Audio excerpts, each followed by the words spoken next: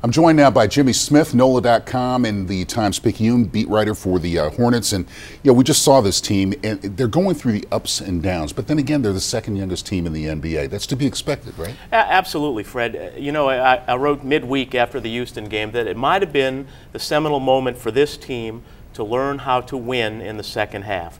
That was the middle of this four-game winning streak, and they just seemed to click there in Houston. In the second half, they realized that there were other parts to this machine who could contribute to win. Well, and what you don't want to do, if you're Monty, of course, is you don't want to fall in love with the fact that, okay, you won a couple of games, but you haven't put those quarters together, you haven't put those minutes together. You're still looking for that consistency. Well, certainly, if anyone's going to pull in the reins, it's going to be Monty Williams. He never gets ahead of himself, and he doesn't allow this team to get ahead of itself. He warned them, before Friday night's game, fool's goal if they thought this was going to continue. Sunday afternoon in New York in the matinee, obviously it comes to an end. Perhaps they learned from that.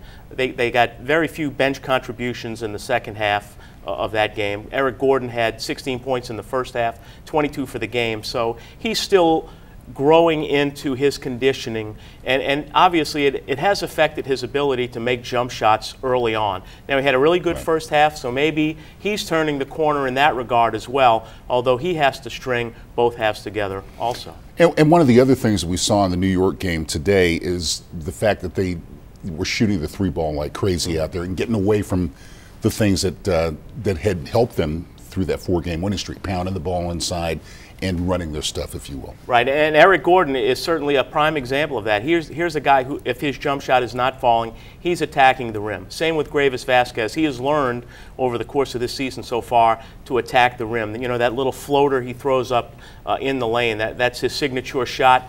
And you're right, if Ryan Anderson's not hitting from beyond the arc, then it's not going to be a good day for the Hornets. And they do have to learn more to go inside. But as we said, it's a young team. And we talked about it a little bit before. Eric Gordon being there is not going to be the be-all and end-all. You can't depend on him as a team. And Monty's talked about that a little bit. Yeah, it's really hard, though, to look past the success they have with him on the floor. I mean, he plays in 9 games last year. They win 7 of them.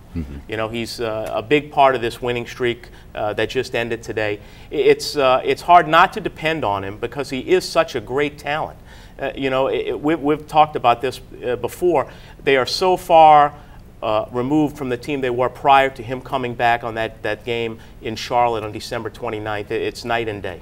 Now, we'll talk more about Greivis Vasquez in the next segment. Let's talk a little bit about Ryan Anderson and what he's brought to the table from a leadership standpoint, from being able to shoot the three ball, and just from being that veteran presence out there. Aside from the obvious match of Eric Gordon's contract offer in the summertime, this is the best move that the Hornets have made. Ryan Anderson is a great pure shooter. He can step back and make the three. He's not afraid to go inside. You'd like to see him just get a little bit better defensively, but he's matching up against some serious power forwards. He spent some time against Tim Duncan on Monday night. He's going to spend some time, against the premier power forwards in the league. Kevin Garnett comes up Tuesday night in Boston. That's not going to be a difficult cover for either Ryan Anderson or Anthony Davis. But he's a great shooter. He's a great person. He's wonderful in the locker room, and he's young. I mean, this is the kind of nucleus that certainly a team can be built from the ground up. And the other thing is we're looking at Davis and Rivers, two greatly gifted rookies, but they're growing into themselves as well, and they have to learn the whole process. But what a prize to have. Yeah, absolutely. Anthony Davis, from the outset, you could tell that he was a special talent. He's got tremendously long arms, can get steals without even thinking about it. Right now, Austin Rivers, he seems a bit lost. He has no confidence in his jump shot. He has no confidence in his free throws.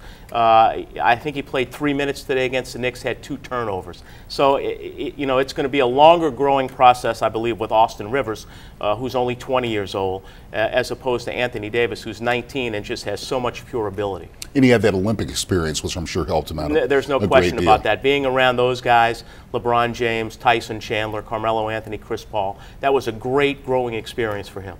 And tell the story a little bit about Anthony Davis, who is a big guy who used to be a very small guy when he was in high school. That's an amazing growth spurt. It's a phenomenal story. Here's a kid who went to a high school in Chicago that did not have a gymnasium. For 4 years, he played in an itinerant fashion, going from gym to gym to gym in Chicago. He told me that until his senior year, they had reversible jerseys. So they had 6 or 7 or 8 guys on the team. I think they won 6 games when he was a senior. But he was a special talent, grew from 6'9" to 6'11", and it was obvious once he became a senior that he was going to be the #1 prospect in the country. All right, future's going to be bright for the Hornets. Maybe not tomorrow, but coming down the road. That's right. All right, we're going to take a break, but we'll be back in just a moment.